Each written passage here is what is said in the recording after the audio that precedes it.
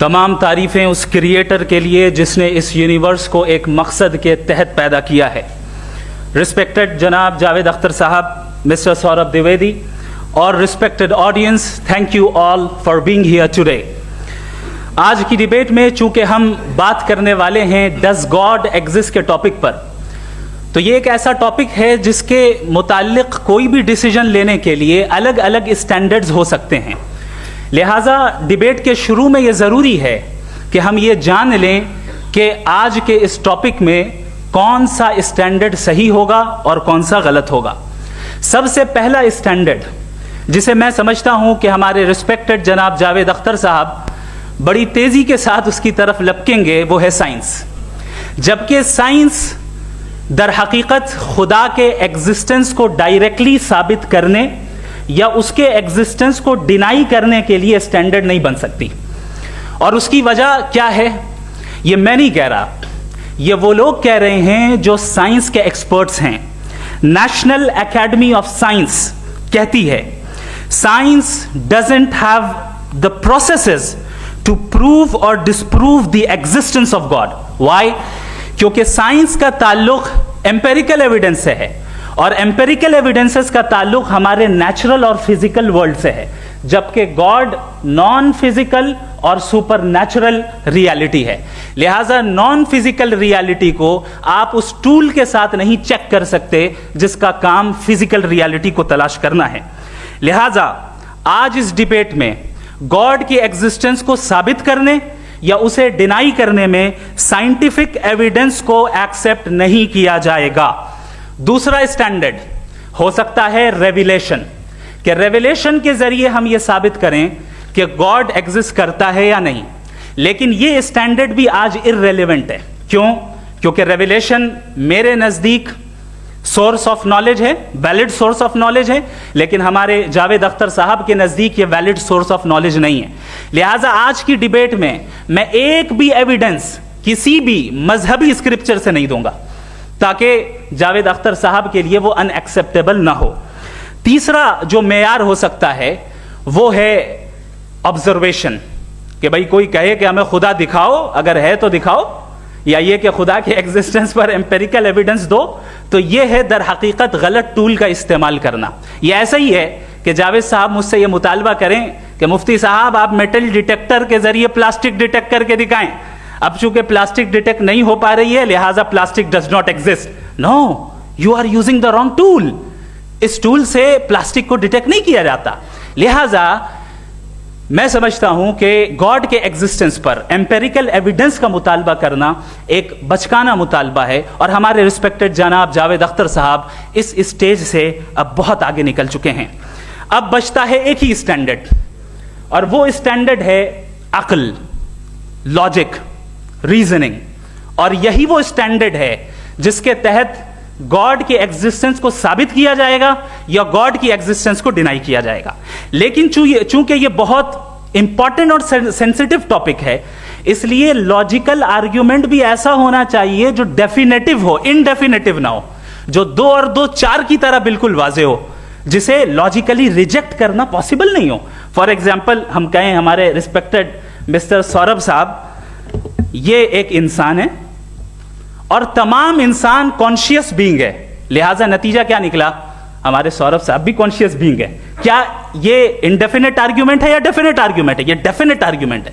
ये 2 और 2 की तरह वाजे है, इसमें किसी तरह जो है लॉजिकली इसको रिजेक्ट नहीं किया जा सकता। तो अगर आज हमारे जावेद अख्तर साहब ऐसी कोई अकली दलील और लॉजिकल एविडेंस दें खुदा के ना होने पर जो डेफिनेट भी हो, तो मैं ये ऐलान करता हूं कि यकीनन मैं उस एविडेंस को कबूल करूंगा और उस पर गौर करूंगा।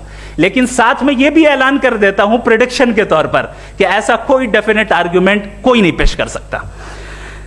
दलील हम देंगे और डेफिनेटिव दलील देंगे, लॉजिकल दलील देंगे, ऐसी दलील देंगे जो एंटायर एथिस्टिक वर्ल्ड उसे रेफ्यूट नहीं कर सकती।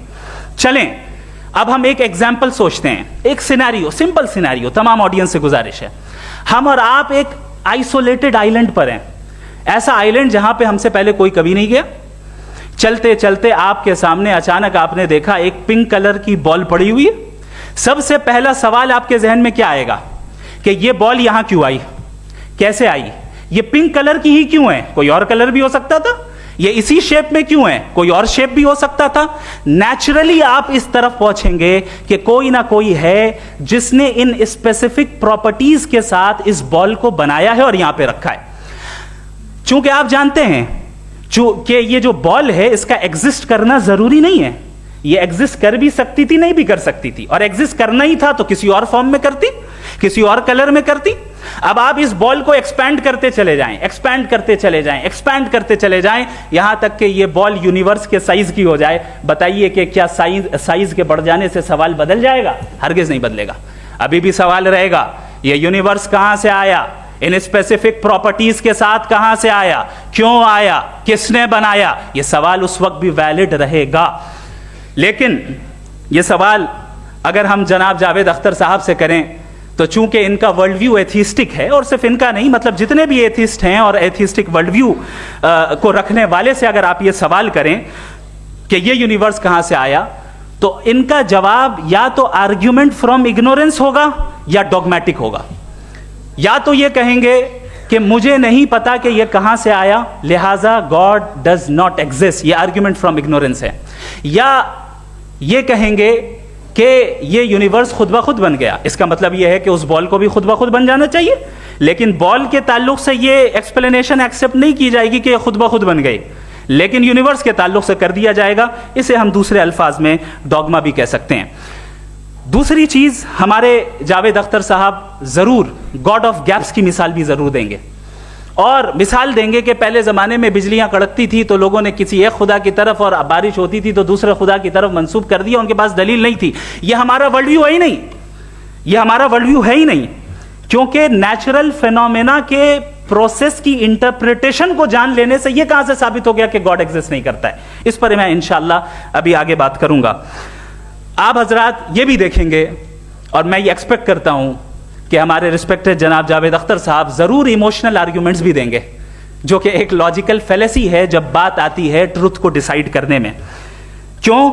मिसाल के तौर पर वो कहेंगे कि अगर गॉड है तो ईविल क्यों एग्जिस्ट करता है, जबकि मैं कहता हूं ईविल का एग्जिस्ट करना गॉड के एग्जिस्ट करने की दलील है, उसके खिलाफ नहीं है।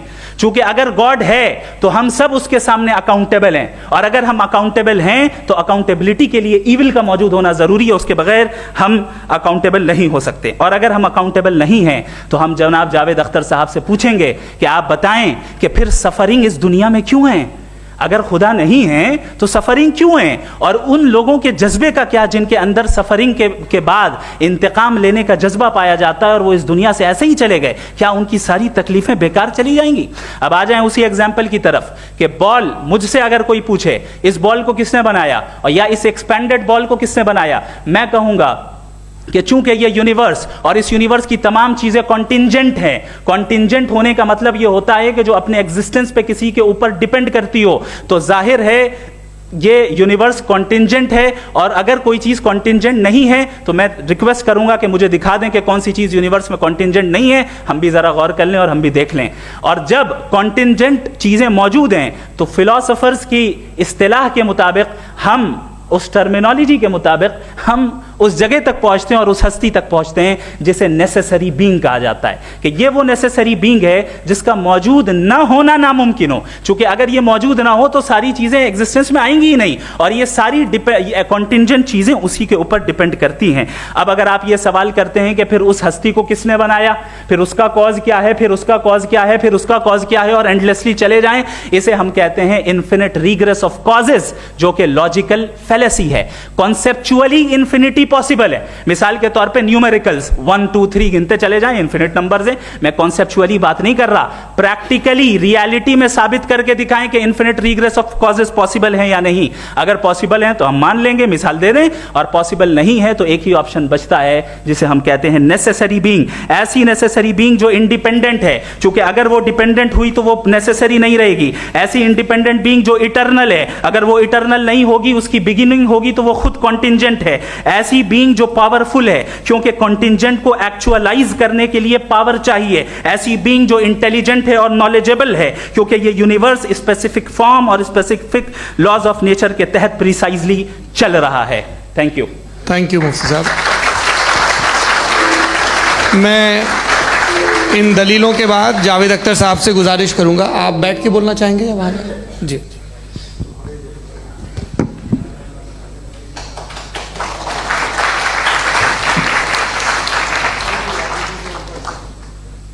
पहले तो मैं मुफ्ती साहब को एक अच्छी खबर देना चाहूँगा कि मेरी नॉलेज साइंस के बारे में बड़ी मामूली है, तो आप फिक्र ना करें उसकी, लेकिन कुछ कॉमन सेंस है मुझ में। देखिए, ये खुदा का तस्वुर कोई नया तस्वुर नहीं है, ये सदियों से रहा है। ये कुछ रिलीजन 3000 साल पुराने होंगे, 4000 साल पुराने होंगे, लेकिन इंसान कोई 10,000 12,000 साल से एग्जिस्ट करता है होमो सेपियन की शक्ल में, और हमेशा कुछ न कुछ मज़हब रहे। ये मज़हब जाहिलों के नहीं थे, ये मज़हब एक ऐसी ग्रीक सोसाइटी के थे जहाँ बड़े बड़े फिलोसफर्स पैदा हुए। ये मज़हब इजिप्शियंस के थे जिन्होंने पिरामिड्स बनाए थे। ये रोमन्स के थे कि जिनका आर्किटेक्चर और सेनेट यानी पहली बुनियाद डेमोक्रेसी की लिमिटेड थी मगर डेमोक्रेसी थी, ये उन लोगों ने किए थे। तो इनका जो जुपिटर था, रा था, ज़्यूस था, उन्हें उस पर इतना ही एतमाद था जितना आज किसी मजहबी आदमी को अपने खुदा पे होगा। क्रिश्चियनिटी आने से पहले यूरोप में एक मज़हब था जर्मेनिक रिलीजन, उसका एक खुदा था, उसकी एक बीवी थी, उसके 2 बेटे थे, एक बेटी थी। फिर जर्मनी में जब यूरोप में क्रिश्चियनिटी आई तो वो खुदा, उसकी बीवी और पूरे ख़ानदान चला गया। तो हमने, अगर हम हिस्ट्री देखें तो खुदा जो हैं वो ज़्यादातर फ़नी हैं, वो हमेशा रहे नहीं। और वो जो लोग इन्हें मानते थे उनको आप कहें वो तो जाहिल थे, उन्हें तो कुछ पता ही नहीं था, ऐसा नहीं है। वो अपने वक्त में बड़े काबिल लोग थे और अपने वक्त में उन्होंने बड़े बड़े काम किए हैं, फिलोसफर्स थे, साइंटिस्ट थे, लेकिन उनका मज़हब कहाँ गया, उनके खुदा कहाँ गए?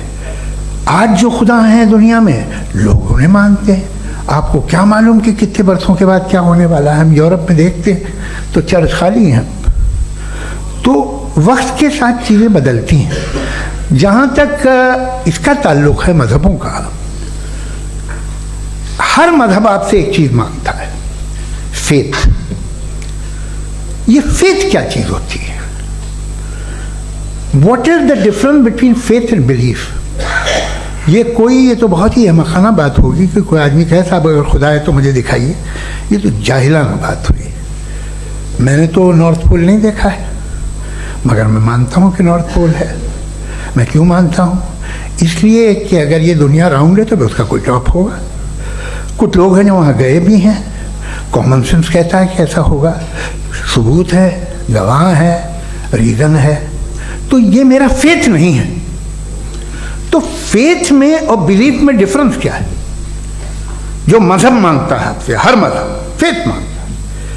फेथ का मतलब ये है कि ना कोई गवाह हो, ना कोई सबूत हो, ना कोई रैशनल हो, ना कोई लॉजिक हो, ना कोई प्रूफ हो, मगर तुम एक बात को मानो। ये है फेथ। वरना बिलीफ होता। अगर इसमें कुछ भी सबूत होते, गवाह होते, तो फिर इसे आप बिलीफ कहते हैं। जैसे मेरा बिलीफ है कि नॉर्थ पोल है, मेरा फेथ थोड़ी है। फेथ इन तमाम शर्तों को रद्द करता है। तो फिर स्टुपिडिटी क्या है? अगर मैं एक बात ऐसी मानूं जिसकी ना कोई लॉजिक है, ना कोई रैशनल है, ना कोई प्रूफ है, ना कोई गवाह है, ना कोई सबूत है, और मैं उसे मानूं, तो ये स्टुपिडिटी हुई। इसे ही भाई कल को मैं यकीन कर लूँ कि एलॉन मस्क जो है मेरा भाई है, तो मुझे इंतहाई खुशी होगी, सुकून भी बहुत मिलेगा मुझे। लेकिन और कहे भाई क्यों मानते हो, क्या सबूत है? भाई वो तो अमेरिकन है और तुम तो इंडियन हो, वो तो नस्ल अलग है, तुम्हें कभी मिले भी नहीं। साथ देखिए मेरा फेथ है, इस पर बात न किया। फेथ का मतलब ही यह है कि आप प्रूव नहीं कर सकते। अगर आप प्रूव कर सकते हो तो फेथ की ज़रूरत ही नहीं, फिर तो आप बात करेंगे, आप कितनी बहस कर लीजिए। अल्टीमेटली दुनिया का हर मज़हब फेथ पे टिका है, और फेथ का मतलब है एक ऐसा यकीन जिसका कोई सबूत, कोई गवाह, कोई रैशनल नहीं। अब आप ये कहें, क्या आप ये क्यों कह रहे हैं कि साहब ये कायनात किसने बनाई? कमाल ये है कि आपने बताया कि एक आइलैंड पे गए और एक बॉल देखी। आपने ये नहीं कहा कि आइलैंड किसने बनाया, आपको सिर्फ बॉल पे हैरत हुई। हमने आइलैंड पे हमने हैरत नहीं की, होते हैं आइलैंड। इसी तरह ये आइलैंड है, सितारे, ये गैलेक्सीज, ये सब आइलैंड हैं खला में। हम उन्हें टेकन फॉर ग्रांटेड लेते हैं, हम पूछते नहीं किसने बनाए। आपने जजीरे के बारे में भी नहीं पूछा है। मेरी पैदाइश कैसे हुई? क्या मैं प्लान्ड पैदा हुआ था? I was plan to be born, या एक लकी स्पर्म था जो किसी एग से चिपक गया?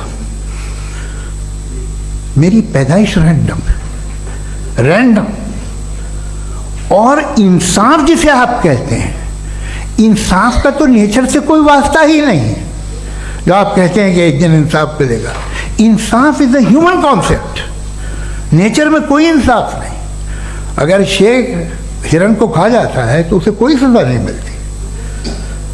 अगर एक आंधी आती है और हरे भरे पेड़ों को उखाड़ के फेंक देती है तो आंधियों की जेल नहीं होती है। नेचर में इंसाफ नहीं, इसलिए मुझे नेचर को इंसाफ की ज़रूरत भी नहीं। नेचर तमाम एक है। अब हम कहें कि साहब ये देखिए जो मैंने खाना खाया था, ये मेरी आँख तो नहीं यूँ कर दिया उसे, तो इसे सज़ा मिलनी नहीं। वो सिस्टम है, ऐसे ही चल रहा है। नेचर बगैर इंसाफ के है। इंसाफ इज़ अ ह्यूमन कॉन्सेप्ट। तो जो आपसे कहता है कि मैं तुम्हें इंसाफ दूंगा, वो इंसानी जहन की पैदावार है। ये नेचुरल है ही नहीं, ये आसमानी है ही नहीं। नेचर का तस्वुर, इंसाफ का तस्वुर। भाई आप साथ मिलते हैं, अब आप लेफ्ट हैंड ड्राइव करते हैं, ये क्या है? तमाम सच, तमाम नेकी, तमाम शराफत लेफ्ट हैंड ड्राइव है। वरना क्या होगा, या तो आप क्रॉस कर देंगे, आपका एक्सीडेंट हो जाएगा, या आप किसी को मार देंगे, या ट्रैफिक जैम हो जाएगा। झूठ, बेईमानी, रिश्वतखोरी, ये तमाम जो है driving on the wrong side है। इसके ऊपर कुछ नहीं। ये तो हमने बनाया, जैसे हमने लेफ्ट हैंड ड्राइव बनाई है। ये कॉन्सेप्ट ऑफ इंसाफ जो है ये हमारा है, इसका नेचर से कोई वास्ता नहीं। शेर खा जाता है हिरन को, उसे जेल होती है क्या? कुछ भी नहीं है ही नहीं। तो ये जो दुनिया के रिलीजन प्रॉमिस करते हैं आपसे इंसाफ, इसी से मालूम होता है कि ये मैन मेड है। ये तसव्वुर कहीं और का है ही नहीं। जो नेचर है, कुछ लोग कहते हैं नेचर ही खुदा है, तो नेचर में तो इंसाफ नहीं कहीं। और आप वादा कर रहे हैं कि तुम्हें मरने के बाद इंसाफ मिलेगा। मुझे अगर मिलेगा तो मैं बहुत खुश होऊंगा, लेकिन मैं यकीन नहीं कर पाता हूँ, इसलिए कि मैं फेथ नहीं पैदा कर सकता। The very fact that religions demand faith, इसका मतलब है कि उनके पास जस्टिफिकेशन नहीं है। अच्छा था, फिर रिलीजन अगर मॉडरेशन में है, कोई सा भी रिलीजन, वो आप में कुछ खूबियाँ भी पैदा करता होगा। देखिए उससे ये फ़ायदा है, वो फ़ायदा है। अल्कोहल जो है वो ज़्यादातर दवाओं में यूज़ होती है। और एक सर्वे किया गया था अमेरिका में कि लॉन्जिटिविटी किन लोगों की है, तो एक तरफ वो लोग थे जो शराब पीते ही नहीं थे, और एक तरफ वो थे जो एक बोतल शराब रोज़ पीते थे। सबसे ज़्यादा लंबी उम्र उनकी है जो 2 पैग नाप के शराब पीते और खाना खाते हैं। मगर हम शराब को बुरा समझते हैं, मैं भी बुरा समझता हूँ। क्यों? ऐसा होता नहीं। कुछ चीज़ों में आदत होती है कि वो बढ़ती है। आज तक में एक आदमी दूध पीता है, आप 10 साल बाद भी मिलेंगे तो एक ही गिलास पीता होगा। ऐसा नहीं होता, सुबह से दूध पीता रहता है। मिल्कोहलिक मैंने नहीं देखे, अल्कोहलिक होते हैं। ये टेंडेंसी है मजहब की कि वो बढ़ता है, जैसे कैंसर बढ़ता है, जैसे शराब बढ़ती है। कुछ लोग होंगे जो उसे सही तरह से यूज़ करते। मुझे यकीन है कि हमारे मुफ्ती साहब भी उनमें से एक, इनसे बहुत खुशी हुई मुझे इनसे मिलकर। लेकिन कितने लोग हैं कि आज आप देखते हैं दुनिया में जो तबाहियाँ हैं, इनमें कितना हाथ है उन लोगों का जो बिलीवर, कहते था मजहब ये नहीं कहता, ना कहता होगा, मगर जब ये मजहब पीते हैं तो ऐसे बिहेव करते हैं। थोड़ा सा अगर हो तो शायद बहुत अच्छी बात, लेकिन शराब थोड़ी सी नहीं रहती, उसमें टेंडेंसी है पहले। थोड़ा सा अगर 2-3 कैंसर के सेल हो ना बॉडी में तो आदमी स्लिम रहेगा, लेकिन वो 2-3 सेल नहीं रहते, वो मल्टीप्लाई होते हैं। जावेद साहब टाइम पूरा हो गया। टाइम हो गया, तो बस बात खत्म हो गई। अच्छा, मुझे कुछ और कहने को था भी नहीं।